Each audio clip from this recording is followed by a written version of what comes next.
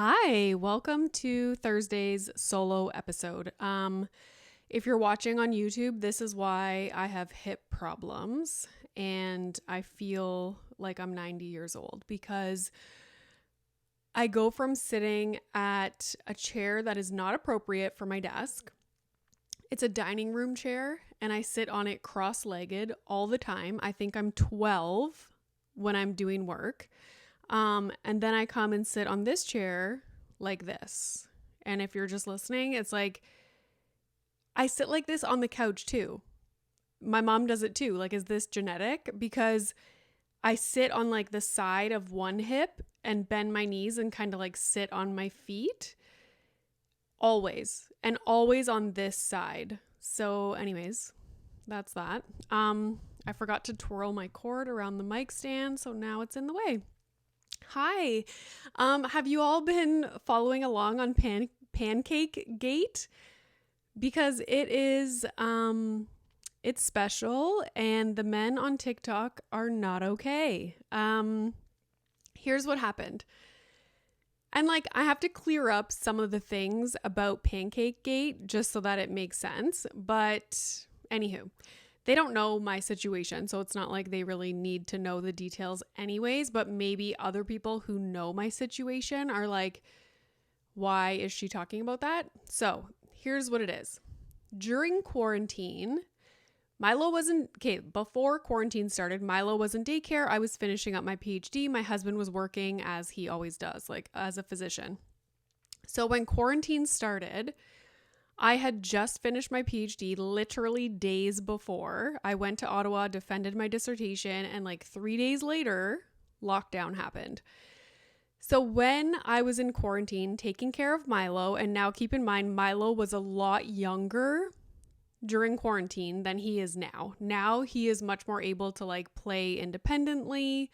Not always, but it's a lot easier now than it was then. In quarantine, he was at that age where it's like you have to be on top of them constantly because they're gonna put something in their mouth, they're gonna like throw themselves down the stairs, like hit their head on the side of the coffee table. Like it was that situation, and have to be entertained all the time, and doesn't necessarily, like, his attention is not held just like watching TV for very long. Like they're like busybodies. So nowadays, I don't have the pancake problem, but when I speak about this issue, I am speaking about my experience in quarantine, because what happened was I spent months in lockdown. I know people get mad when I call it quarantine. I don't know why. I was in lockdown with Milo. My husband was working. So all these different things about like being the default parent and kind of situations that would occur when one parent is a stay-at-home parent and the other works outside of the house, all these things just like blew up in my face. I had not really experienced them before because when I was on maternity leave, I had mentally prepared to literally only focus on Milo and just be on maternity leave. And also when my husband would come home from work, we would do everything together. Like it wasn't an issue. And I guess Milo's age also played into that as well. Like the first year is a little bit easier than once they start like getting mobile and tantrums and all that stuff. So during quarantine, I was like, holy shit. So many people live this life every day and experience these little nuanced situations that make them irritated and like their partner's making pancakes on Saturday morning. So what would happen in quarantine was I was obviously home with Milo all week, nonstop. We couldn't break it up by like having a play date or having visitors or going anywhere. Like, no, it was like you're home watching Milo, making sure he doesn't hurt himself, making him snacks, like keeping him entertained nonstop. So when Saturday morning would roll around, I would be like, I think unconsciously my expectation was oh, good. Like, finally, like, I get a break from doing what I've been doing all week because my husband's home. But when you get up, pour yourself a coffee, and then your husband starts making this big breakfast in the kitchen, or, whether it be they go out to cut the grass or run errands or do laundry, and I'm naming things that are like looking good on paper. I'm not saying like, going in the basement to play video games, but I'm sure some people do that. So his thing on Saturday mornings was he would always make pancakes, and then he would like, just like go downstairs quickly to like put laundry in, and all good stuff on paper. But here I was now in the living room watching Milo like I had been doing all week. And so that's kind of where this whole pancake situation came from. Nowadays, Milo is 4 years old. He's in kindergarten. I'm doing my thing all day, like working from home. It's totally different. He's much more independent. That's not so much of an issue anymore. But back then, it really was. So that's where that comes from. Now, I posted on TikTok a little clip of me explaining that and simply saying, like, we had to have a conversation about how I didn't want my husband to make pancakes on Saturday morning because I wasn't getting a break from watching Milo like I had been doing all week. And it also doesn't give me the opportunity to do things around the house that I want to get done. Maybe I want to organize a closet or, wash the floors in one of the bathrooms, like whatever it might be. So that's why I put out this reel the other day that was like, things that are irritating when you're the stay-at-home parent is like when on the weekends your partner that works outside the house starts doing all the things that they want to get done. That's a priority for them. Now you're not getting a break from your job, which is watching the kids, entertaining them, making them snacks, whatever it is. You're also not able to get things done around the house that you want to get done, that you think is a priority. And number 3, you feel like you have to ask your partner, the other parent, if you can go do something that you want to get done.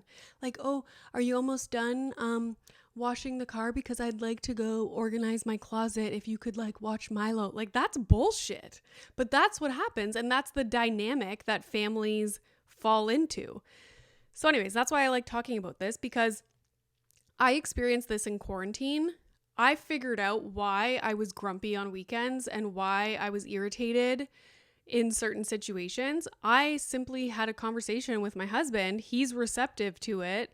And it was a non-issue after that, because we would plan out what we were going to do on the weekends. Like, oh, you want to get this done. I want to get this done. So let's do this. And then we can go to the park as a family, like blah, blah, blah.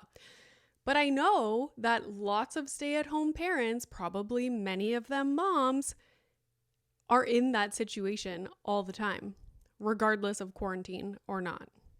And maybe they don't have receptive partners because their partners are the men on TikTok that were making the comments on that video.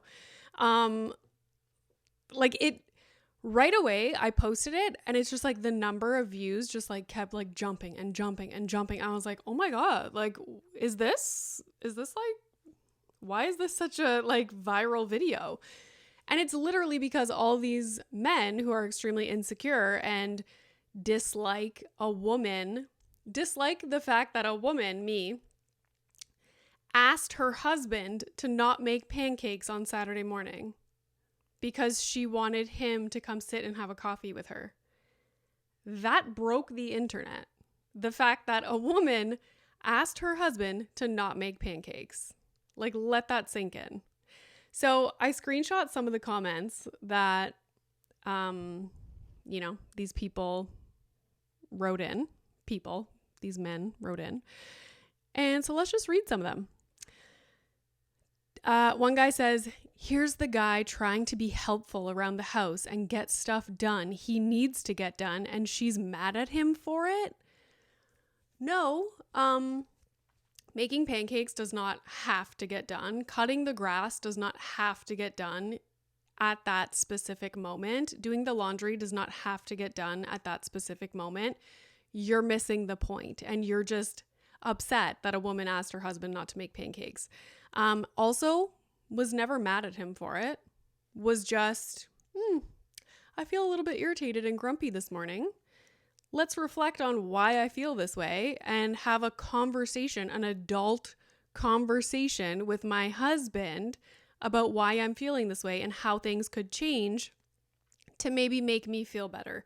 If he had said in that conversation, you know what, making pancakes on Saturday morning is like, it's like my like mental health break and it really brings joy into my life, we would have worked pancakes into the deal somewhere. You know what I mean? But him as like a man that's not in my shoes, has not done childcare all week, he thinks he's doing a good thing. Like, oh, I'm going to make everybody pancakes. Like, pancakes are delicious. Unless you verbalize that it's actually not helping and in fact you're actually a little bit irritated, he doesn't know. So until we had that conversation, he just thought he was like being a stand-up guy. And yeah, he is, but you need to say like, maybe you could cut the grass, this evening when Milo goes to bed, or I'm going to go cut the fucking grass, which is what I did in quarantine. So many of these men commented like, so you go cut the grass then. And it's like, I did, you fucker. I did. In quarantine, I told my husband, you are not cutting the grass anymore because you cutting the grass is like 2 hours on like a Saturday of you getting to be by yourself outside, like living the life in the sunshine, where I'm inside, like, again, picking up toys, making animal sounds, like trying to entertain Milo, like making sure he's not hurting himself.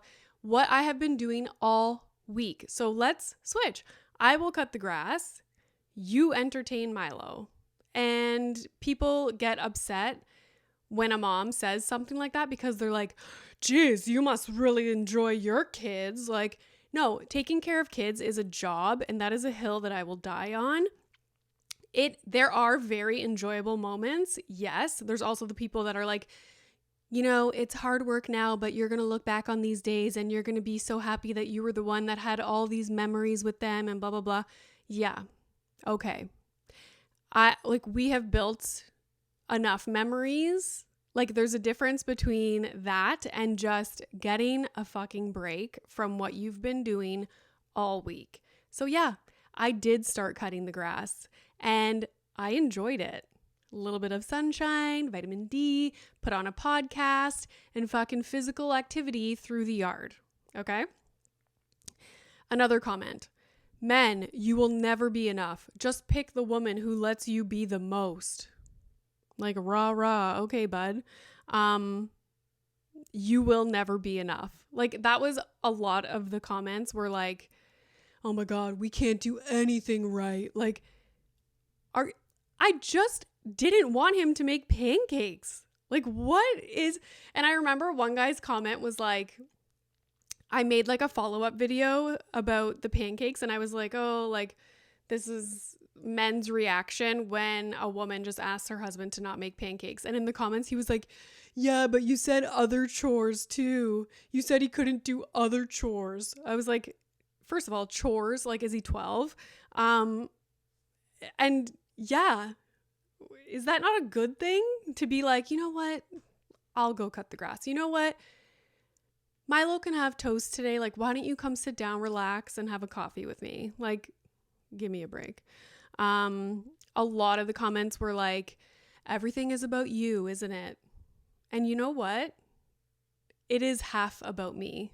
And the way the mornings were going, it was all about my husband. He was getting to go do everything that he wanted to do.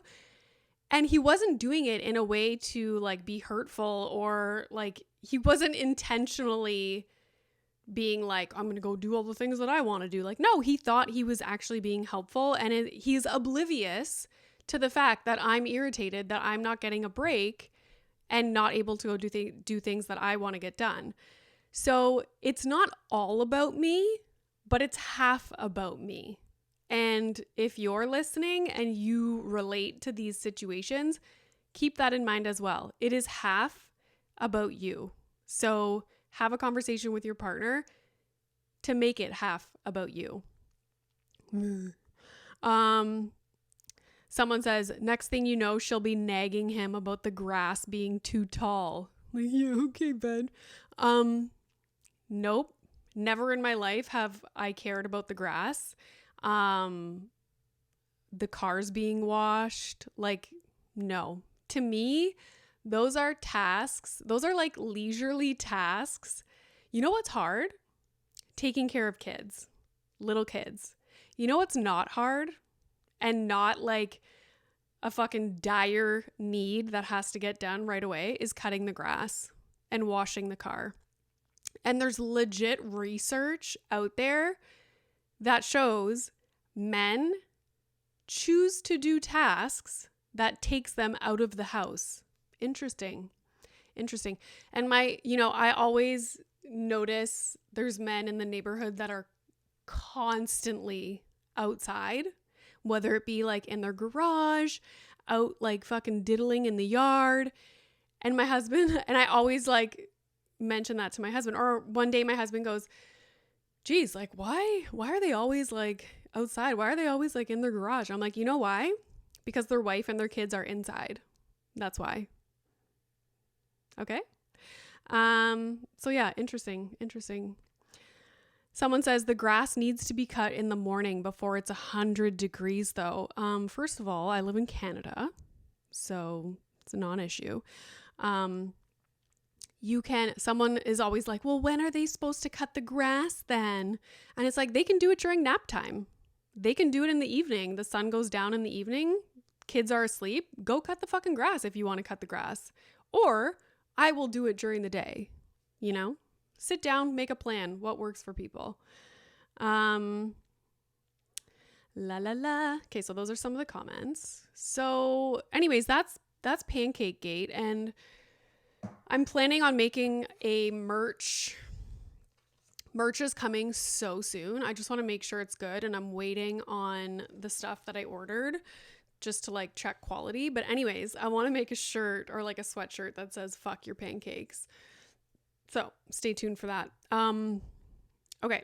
I wanted to share a quote that I heard. So how did I even find this guy?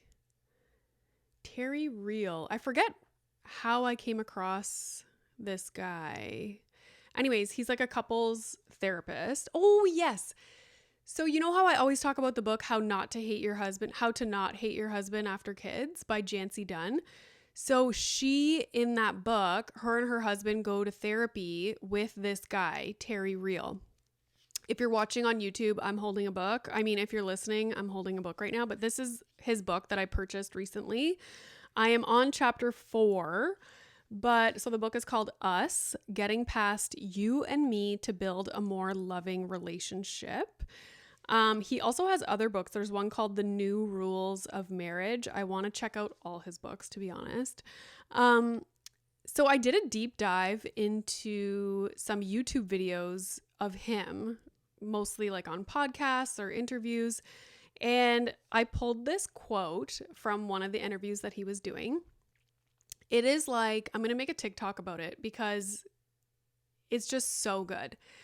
And he says, this is like his explanation for why nowadays, like there is a lot of issues in people's romantic relationships, heterosexual relationships.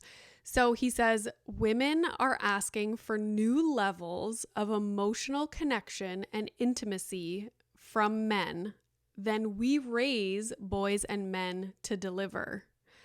What it means traditionally to be a man is to be invulnerable. The more invulnerable you are, the more manly you are. The more vulnerable you are, the more girly you are. And I was like, ping, like that is incredible. The first part especially, women crave and want emotional connection and intimacy from men, their romantic partners, more than they are capable of delivering because of how they were raised. They literally don't have the tools. They don't have the language. They're not used to that. Like, I love that quote so much. And I'm going to get him on the podcast and I want to talk all about that. So yeah, I wanted to share that quote with everybody and then talk about a few random things. So let's see how much time. Oh my God, it's already been 21 minutes. Like, WTF. Okay, number 1. I have like moles on my face and like more just keep popping up. And I went to my husband the other day and I was like freaking out. I'm like, I swear to God, there's one that's going to pop up like right here. I can feel the little like bump of it. And my husband's like, okay. And I'm like, no, it's not okay. Like, also, all these ones that, like, I have one in between my eyebrows. There's like a little one on the side of my forehead. This one on the side of my cheek, I'm getting removed. Like, I don't care. But anyways, I want to go to a plastic surgeon or like a cosmetic dermatologist and be like, what are my options for getting these off my face? Because the ones that started off super tiny, they just keep getting bigger and new ones are popping up.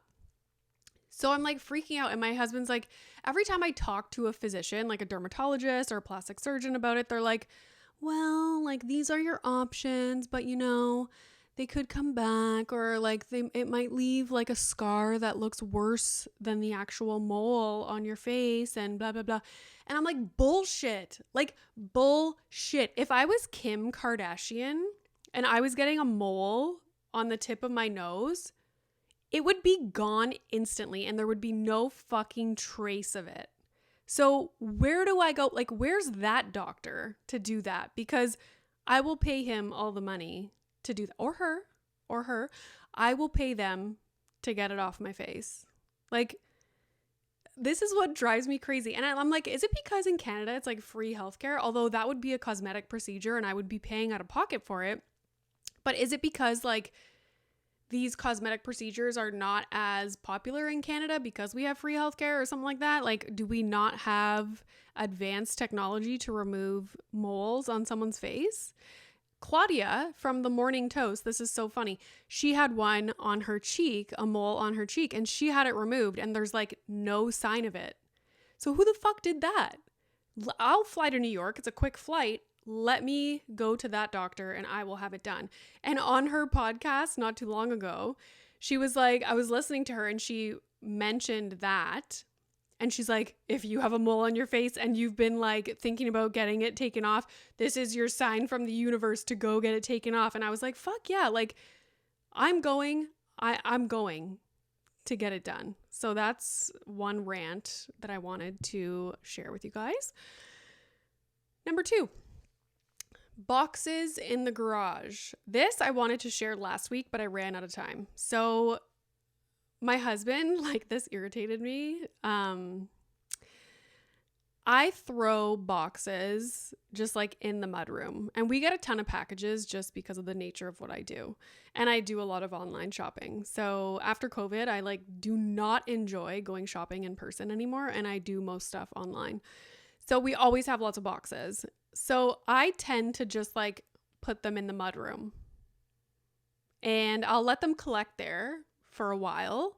And then usually if my husband notices it, then he gets irritated and he's like, ooh, like the boxes, like, blah, blah, blah, like, and it's like, eventually I will get to it and I will break them down and put them in the recycling. I'm just not doing it as fast as you would like me to.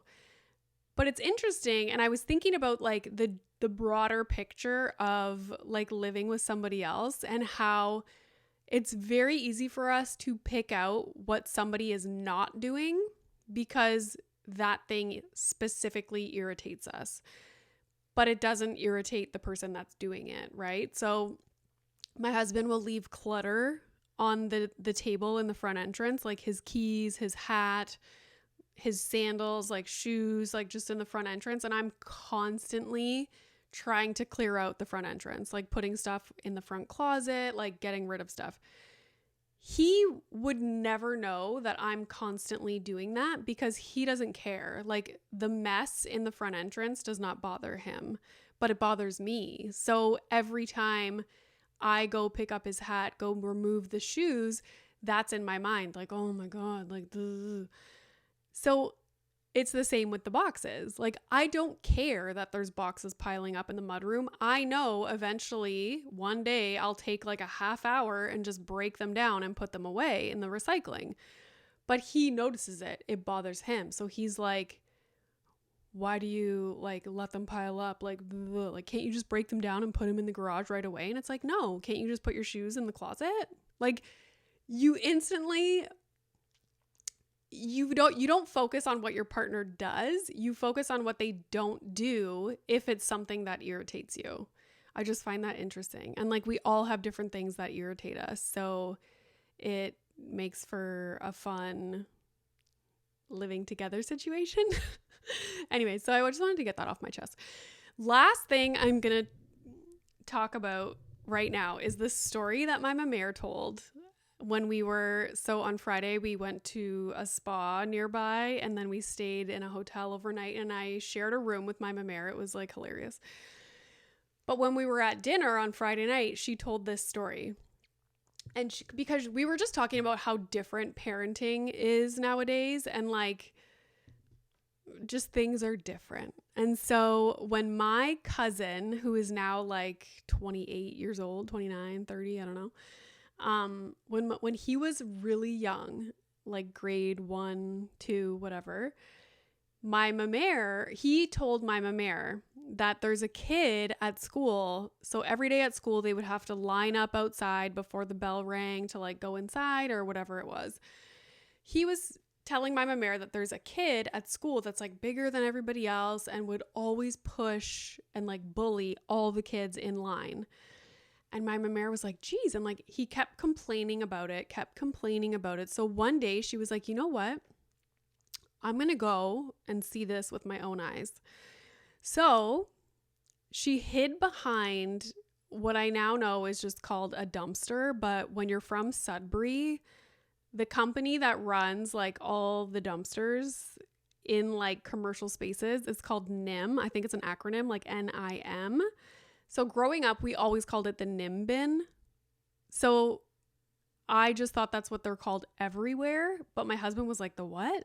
The NIM what? And I'm like, the thing. And he's like, you mean like a dumpster? I was like, what? Anywho, my mère was like, I'm going to go see this for myself. So she goes, drops off my cousin. When they were going to be lining up to do whatever they were doing, she hid behind the NIM bin, the dumpster, and was like watching the kids. And sure enough, this kid is bullying all the kids in line. And she was like fuming. And remember on Instagram, I posted that thing on my story and it was like, what would you do if you were the parent and that kid like pushed over the other kid? I was like, oh shit, this reminds me of this story. So she's watching the kid bully all the kids, like be totally mean little asshole. And so she's like, screw this. Like, I'm going to go teach that kid a lesson, I guess. So she goes up to the kid and she's like, excuse me. She's like, how does it feel? And she pushes the kid. Okay. And the kid's like, what? Like totally taken aback, obviously. Stands up again and she shoves him again. And she's like, you don't bully the kids here or like whatever. The kid starts crying. So she like goes into the school, goes to talk to the teacher and she's like, so-and-so is probably going to come in. They're crying and they're going to say that I pushed them. And I did because he's been bullying all the kids, like every time they're in this lineup. And I hid behind the NIM bin today and I saw it with my own eyes. And so I pushed him. Like he needs to be taught a lesson, like whatever it was. And the teacher was like, okay. So they ended up calling the parents in for like a meeting. And the parents were not even like upset at my mère. They were just like upset that their kid was bullying all the kids every day. And so it was like a non-issue and it was like whatever. And fast forward years later, now my cousin's like 16 years old. My mama goes to his hockey practice, and that kid that she pushed was on his team. And so the kid goes to Jet like, oh my God, I remember her. And he said it was actually like such a good lesson. And he was happy that that happened to him. And like, it was a non-issue. And he just like thought the whole thing was funny. And now he's friends with my cousin. But that made me laugh. Like, a kid's grandma shows up at school and shoves a kid and makes him cry. Anywho, so yeah, that's the episode for today, guys. If you haven't already, please go rate, review, subscribe on YouTube. I'm trying to be like a YouTube star. So make it happen. We are climbing the charts. Downloads are just exploding every week.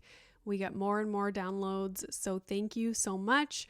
Hopefully you guys are sharing this podcast with all your friends. If you have friends, maybe you're like me and you don't have that many, but if you even have a couple, just send them the podcast. So yeah, thanks so much for listening. And I hope your children sleep tonight and that your husband or partner does not make pancakes on Saturday morning. Bye. And I'm on a roll.